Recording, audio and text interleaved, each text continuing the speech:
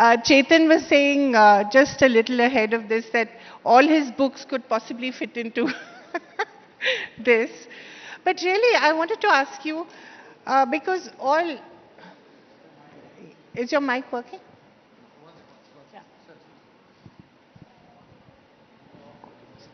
So I wanted to begin by asking you, do you choose your subjects or do the subjects choose you? Because they tend to border on not just the controversial, but the explosive. Thank you, Kaveri. A great pleasure to be here and always a pleasure to talk to you. Thanks to ABP for inviting me here.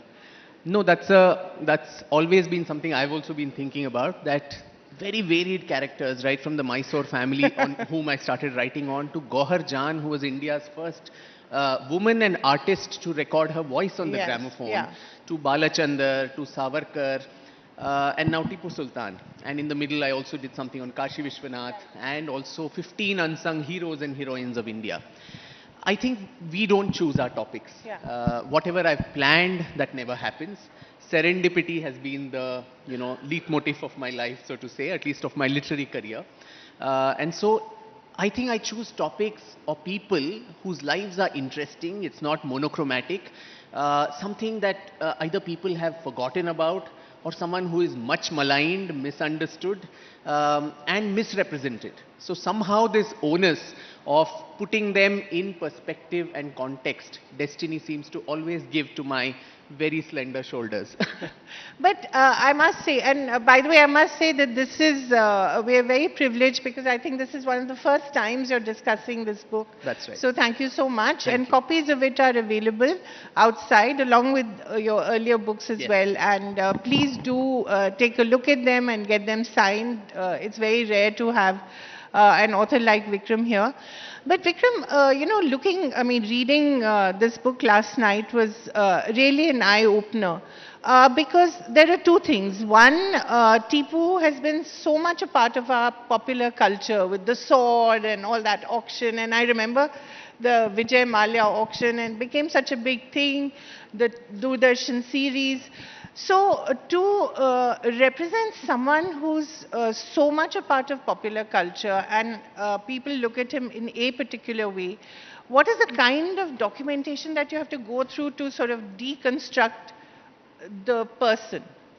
Yeah, a person like Tipu Sultan, and I'm really happy to have this first conversation around this new book, which has not yet hit the stand, so to say. Yeah, so and we've already gone for a reprint. So that's what my publishers told me. And so to have it in Hyderabad, because Hyderabad and its history is very closely intertwined to Tipu's story.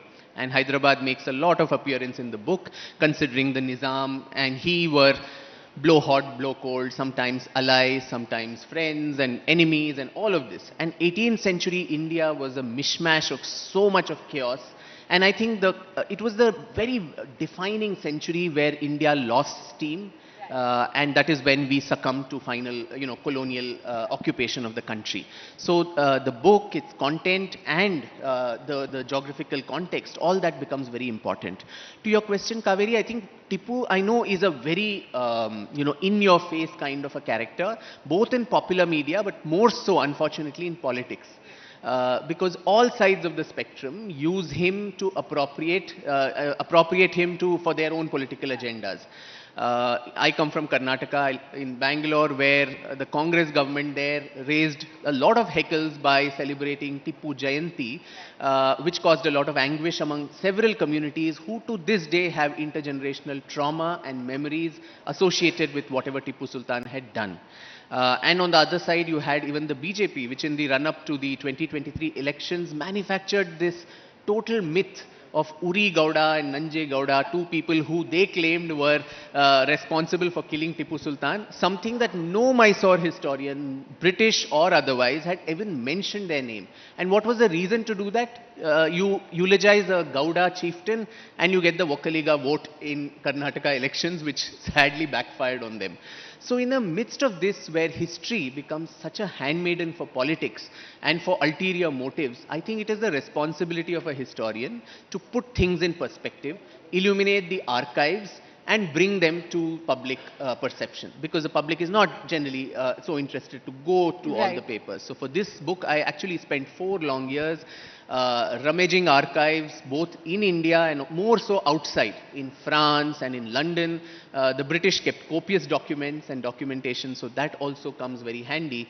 Lot of literature in Indian regional languages, Kannada, Marathi, the Peshwa daftars, which had a lot of documentation. So there's never a dearth of documentation. It just needs somebody who can go and tie that all together in an interesting narrative. Which it is. It's a fascinating narrative, but also your own experience earlier of having your effigies burnt, etc., at a very young age, and your promise to your mother while she was still alive that you would not do anything to endanger yourself, because it is so contentious. Anything you write about Tipu, I mean, a 14-year rule, but still so 17, but so contentious. Yes.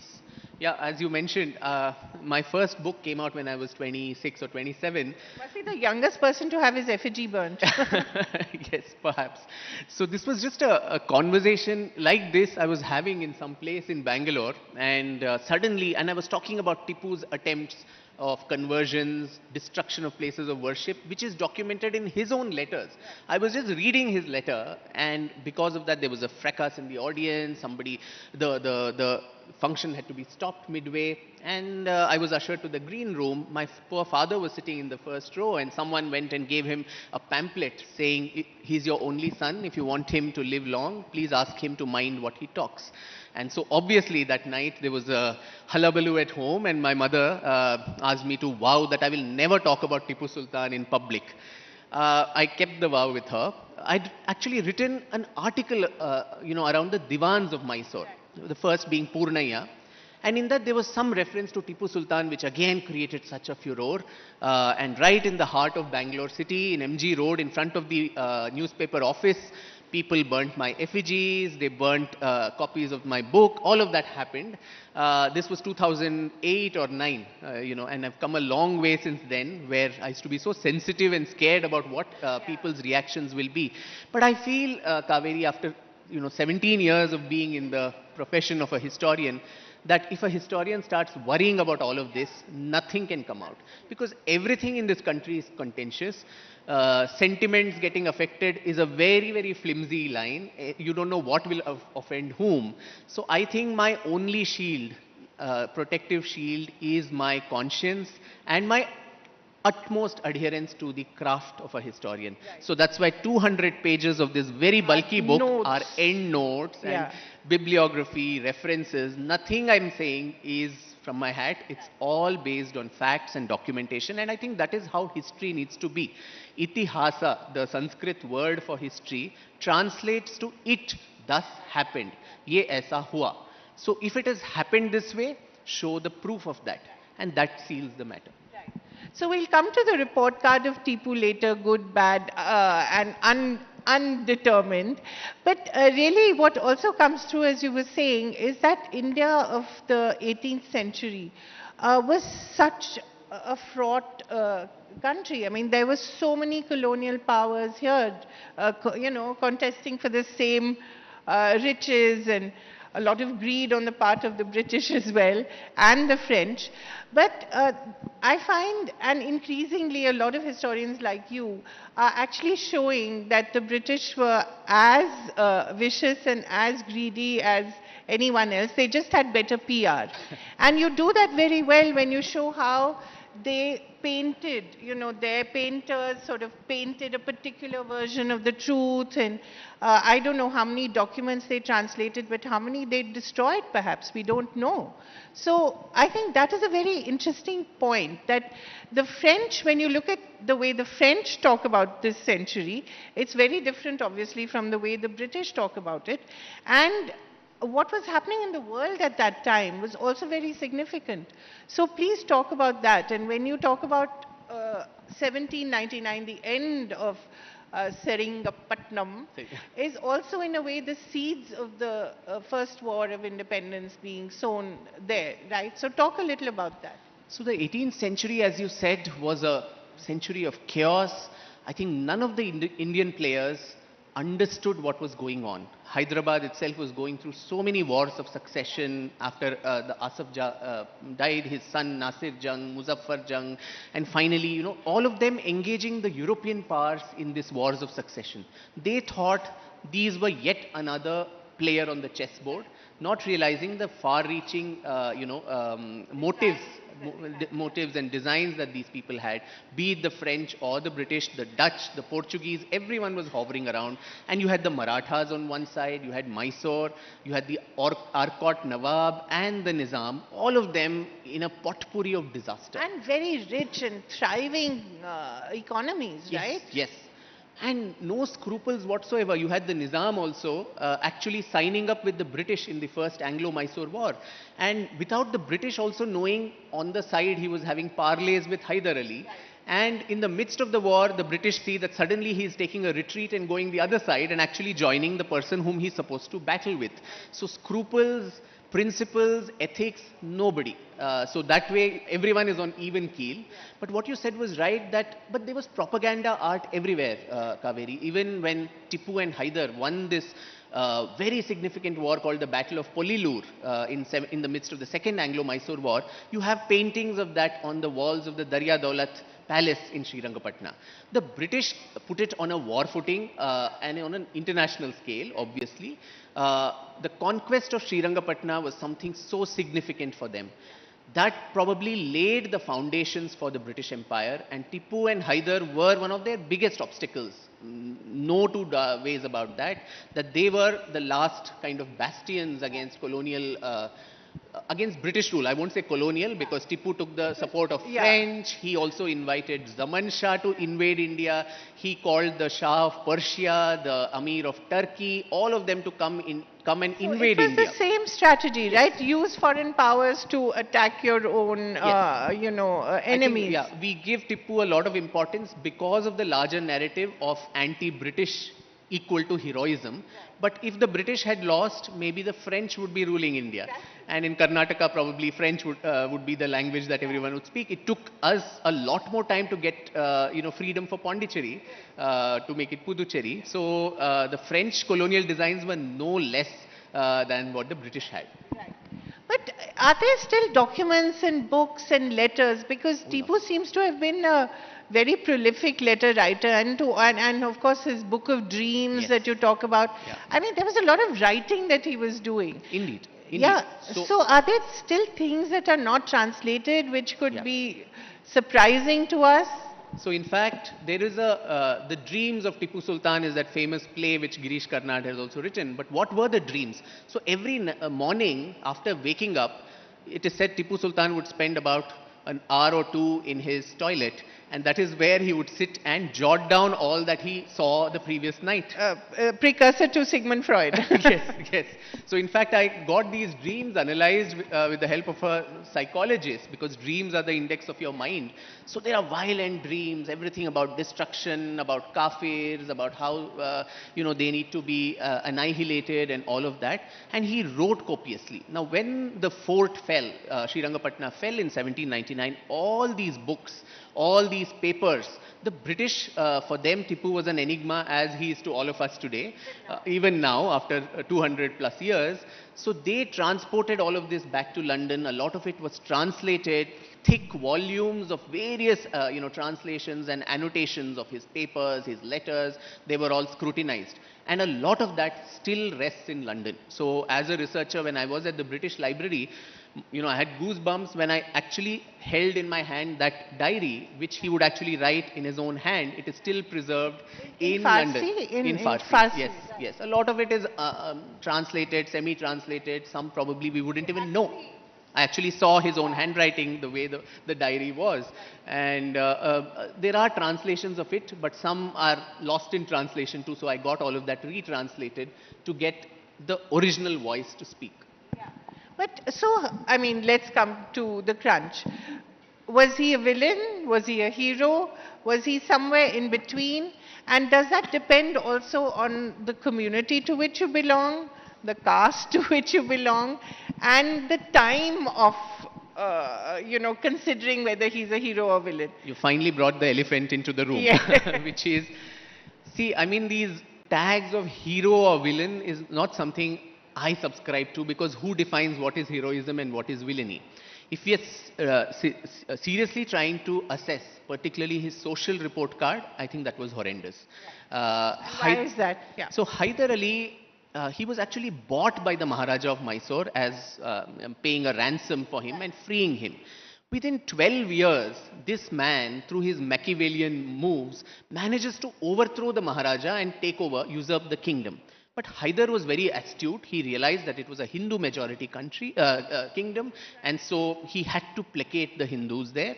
So there weren't overt means of conversion or destruction in Mysore. It happened during conquest outside. But I think Tipu got the kingdom on a platter, and that also led him to a lot of hubris, the arrogance and the intoxication of power that comes in. He literally dug up his own grave. In the numerous conquests that happened in Malabar, in Kerala, to this day, I think a lot of people hate him. In Coorg, the Kodavas of Coorg, 70,000, 60,000, upwards of this number being brutally massacred. In Mangalore, the Christians as well. The Christians, almost 70,000 of them, literally dragged, to the feet of an elephant all the way from Mangalore to Srirangapatna. Many dying on the way. Churches being destroyed, temples being destroyed. We are in the week of Deepavali. You have the Mandya Mayangars in and around Melkote, who do not celebrate Diwali to this day after 250 years, because 700 members of their family were killed on the day of Deepavali by Tipu Sultan. It's the psychic memory, right? Yeah, intergenerational trauma. So they, to this day, commemorate that as a day of mourning. So these are very, oral traditions which have survived generations. So that's why when the Tipu Jayanti was being celebrated by the Congress government in Karnataka, the BJP, the politics apart, they were individuals who, came out in protest. The Christians had nothing to do with the BJP's politics, but the Christian groups there opposed this. The Kodavas opposed this. The Mandya Mayangars, the Nayars in Kerala, who were brutalized. And there are lots of documented evidence in the chapter 20 of the book. I talk in detail about, all the temples that were destroyed across various parts of, in Coorg, even dead people were converted. There are letters of Tipu Sultan. Since he wrote so much, Hyder was illiterate. The only achievement of his life was to learn to sign the first alphabet of his name, which was her. But Tipu was a very educated man, so he wrote copiously. And there are letters, you don't need any interpretation. He writes letters to his generals saying, go there, destroy this, kill so many people, and also gloats about it. Saying, in this campaign, I converted 1 lakh people, I killed so many people, so many were circumcised. Dead bodies would be circumcised and declared as Muslim.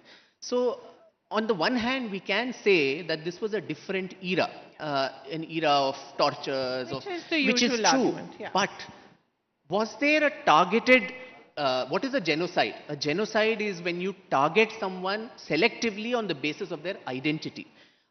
Collateral damage in wars is something that is happening to this day. You see in the Middle East, you see in Russia, Ukraine, everywhere. But is a group being targeted only because of their identity, their religion, and so on? If that is that, then it is a double whammy here. So in the case of Tipu, the antipathy for people who did belong to his faith is very, very evident. His manifesto talks about that. The inscription on his sword says, this sword is to be drenched in the blood of kafirs. So when that is so explicit, I don't think we need to provide cover fire for that. And this Tipu Jayanti and other things, I think it's fine if some group of people celebrate it in private. A Tipu fan club, someone celebrates. But a democratically elected government on taxpayers' money actually eulogizing somebody who caused so much of harm to different communities whose memories last even to this day, I think that is a travesty. You won't have a Hitler Jayanti being celebrated back in Germany to this day, right? So I think that peace with the past, to be able to tell the truth as it is and not use these people as cover fire for your electoral politics, I think that is very important. And yet he is the same person who advanced so much of science and technology. So you cannot ignore that as well, right? Yes. So as I said, it is not a hero or a villain, white and black. I think characters of history are shades of grey. There are more than 50 shades of grey when it comes to human beings. And to understand... Shades of Grey reminds me of a line that you've written about his taste in young boys, which could be interpreted in any way possible. Yes, yes. So I think that was a common thing to have, bring them and make them eunuchs and so on. Purchase. Yeah. So I think you have to not pigeonhole people by yardsticks and definitions of today. But at the same time, you should not whitewash their crimes to make them somewhat, appealable to people of today, communities of today. The Muslims of Karnataka need not have to look at Tipu Sultan as their icon or role model. And to win their votes, you don't have to, erase his crimes. At the same time, using him as a ploy to target a community today, that also is equally bad. Exactly. So, which is what I love about your work, Vikram, that you put it out there and it's the truth as it is, unvarnished. But anyone who wants to sort of appropriate you to their cause will find it. Yeah, will find it a little difficult, Yes, because I end up offending everyone because I don't belong to either camp. Which is, I think, the best way a historian should be. But tell me, when you look at Savarkar, Tipu, I wonder what is going to be your next subject, your next project. I mean, I really do. Well, lots of things in the pipeline, but at the moment, I've actually established a foundation called the Foundation for Indian Historical and Cultural Research, FIHCR. Yes, to actually promote this.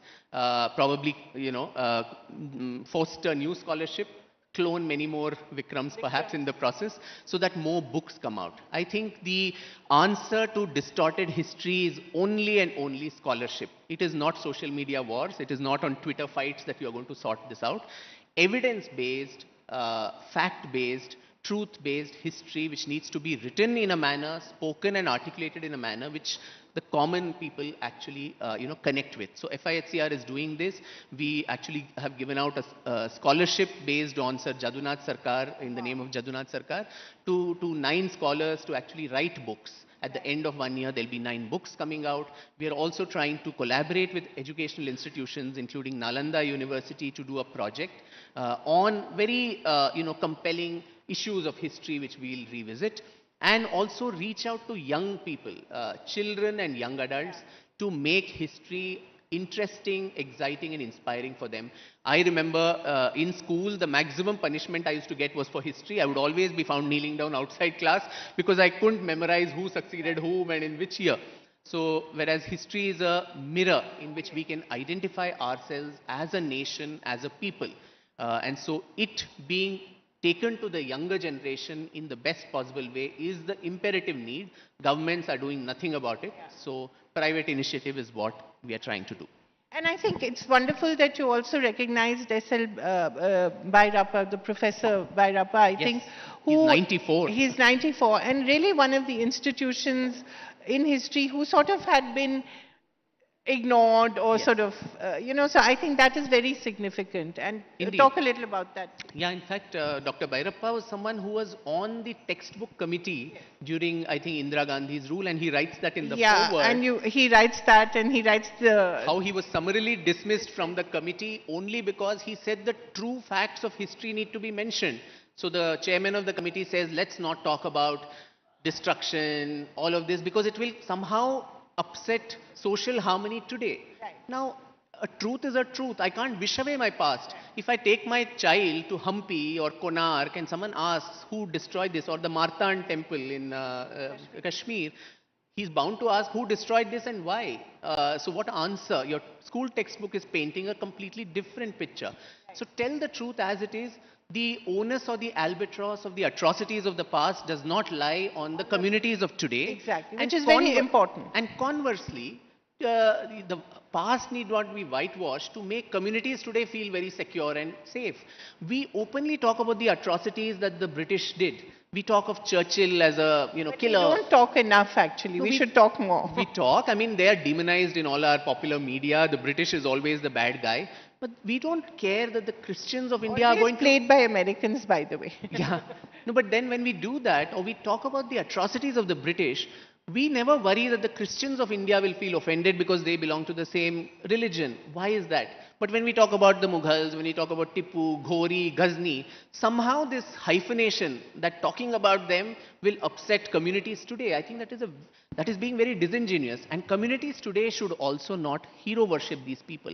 There are people who go to Aurangzeb's mazar and offer prayers. Now he was a demon of sorts who destroyed so many temples. He killed so many people, and the Sikh gurus included, the kind of tortures that were done. So place them as they are with warts and all.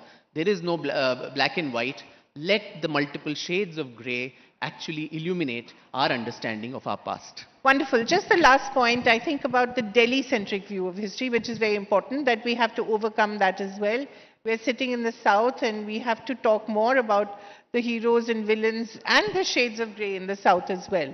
I think that's very important. Yeah, the rising south is the theme of the Yes. summit. South Indian history or stories hardly feature in our textbook. Yeah. In the NCERT current textbook, I think the Cholas, Pandyas, all of these are disposed of in a map or Right. one or two lines. The Vijayanagar Empire hardly gets half a paragraph. The Northeast doesn't get featured. But the South particularly, considering such empires like the Rashtrakutas and the Shatavahanas and all of them ruled from here, the Vodayars, the Travancore rulers, I think when we talk of history of Bharat or history of India, every part of it needs to be included in that. Bharat needs to snatch back her history from the clutches of Delhi. Yes, thank you. Thank you so much. It was a pleasure to talk to you. Thank you, Kaveri. Please Thank you. do look up the books outside, get them signed by the author, and thank you very much. Thank you very much, Vikram. Thank you, Kaveri. May I request Preeta